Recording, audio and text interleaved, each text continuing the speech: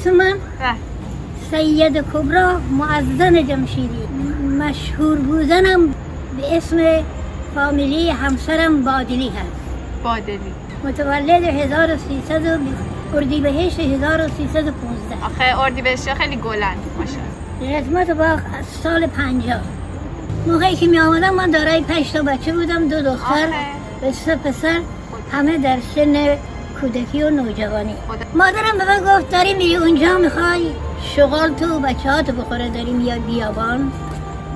و الان هر وقت میشینم اینجاها رو نگاه میکنم همش میگم خدا تو رو بیامرزه، بیا ببین شغالا چی شدن که تو به من نوید دادی. هم معلم بودم فرهنگی بازنشسته هستم و در 25 سال و 9 ماه و 12 روز خدمت داشتم. خودم بازنشست کردم به خاطر این کار.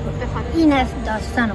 برداشتمی در رهگذرت سنبل تر کاشتمی، نگذاشتمی که پا نگی بر سر خاک قدمت با مژه برداشتمی.